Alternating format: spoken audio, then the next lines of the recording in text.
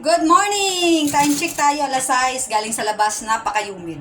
Hindi ako naligo, nilagyan ko lang to kasi masyadong mainit. Ngayong araw medyo malakas ang energy.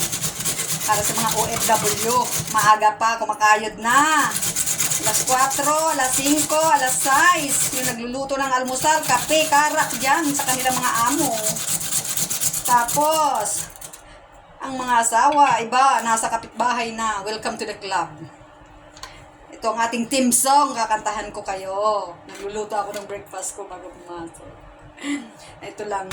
Ewan ko ba, bakit naisip ko to. Talagang napakasakit ito. Napakasakit, Kuya Iggy. Yan tong team song. Tagus sa puso.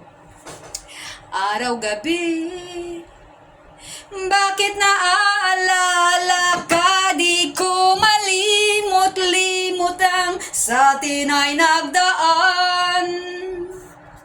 Kung nagkamali man ay kailangan bang ganyan? Dinggin ang dahilan at ako ay pagbigyan. Ayan ang aking kwarto, ginawa ko. Kailangan ko ang tunay na pag-ibig mo dahil ikaw lang ang pintig ng puso ko.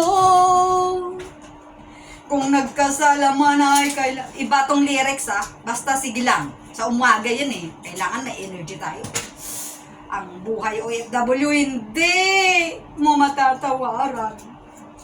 Pag nagbakasyon ka, pagbalik mo, ikaw ay isang huwaran. Ito na ang resulta ng bakasyon galing Pilipinas. Ito na siya. Magluluto ako ng pork. Ayan, pork yan pork yan pinagmamalaki ko yan pork yan ayan, pork. Luto ako ng baboy. Baboy, carrots na baboy. Talaga naman. Ito nga siya. Ito na.